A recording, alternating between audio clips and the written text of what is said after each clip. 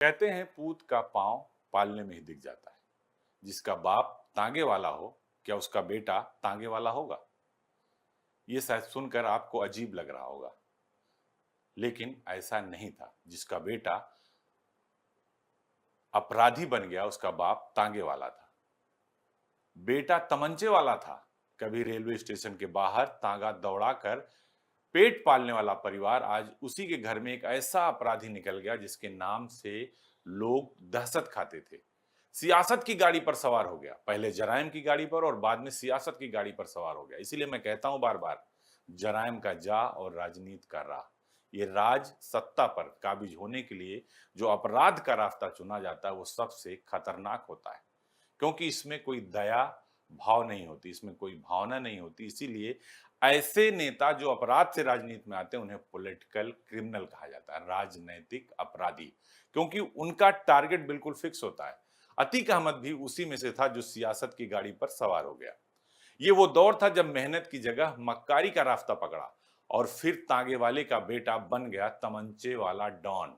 सबसे पहले अपने ही गुरु की हत्या कर दी। अतीक अहमद इलाहाबाद की गलियों से निकलकर उसने एक ऐसा खौफ का साम्राज्य फैलाया कि नाम सुनते ही लोगों की रूह कांप जाती थी। जहां एक वक्त तांगे की टापी सुनाई देती थी, वहीं अब गोलियों की आवाज सुनाई देने लगी। सीधे तौर पर यह कहा जाने लगा कि अतीक अहमद, जिसने किताब की जगह बंदूक उठा ली थी, कानून की नहीं बल्कि अदालत को खुद चलाने लगा था, राजनीति में कदम रखा तो अपराध का चेहरा ही बिल्कुल बदल गया और गैंगस्टर बना और उसके बाद बन गया माननीय।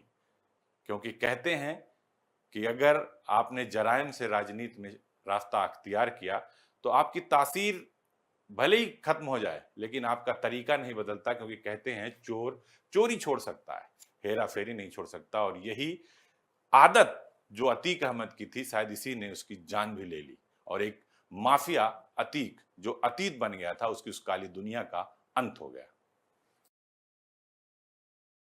पिता घोड़ा दौड़ाता था, तांगा चलाता था और दिन रात तांगा चलाकर जो पैसे मिलते थे उसी से परिवार का पेट पालता था। लेकिन बेटे ने अपने हाथों में घोड़े को थाम कर चलाना शुरू कर दिया।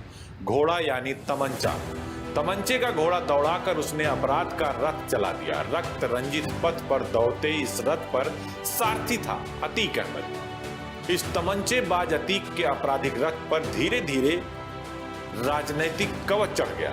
फिर क्या, आतंक और वसूली का नया पर्याय बन गया।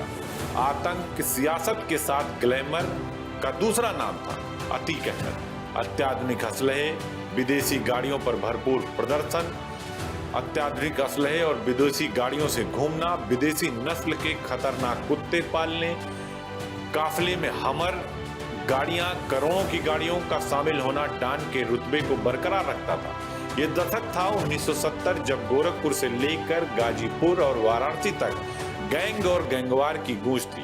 तब का इलाहाबाद किताब के पन्नों में भविष्य को सजोए पढ़ाई लिखाई का केंद्र था। पूर्वांचल की तर्ज पर तब इलाहाबाद भी विकास की रफ्तार में बढ़ने लगा था और तमाम योजनाओं पर काम चल रहा था। कहते हैं कि अतीक का पढ़ाई से 36 का आंकड़ा था। किताबों से मानो उसकी दुश्मनी थी और वो कहते हैं ना, एक तो करेला ऊपर नींद चढ़ा। पढ़ाई लिखाई में पहले से मन तो लग ही नहीं रहा था और गुस्से की जो आदत थी वो बचपन से ही, ना तो उसे किसी का सुनना पसंद था और यही वजह थी कि महज 17 साल की उम्र में 1979 में उस पर पहली बार हत्या का इल्जाम लगा।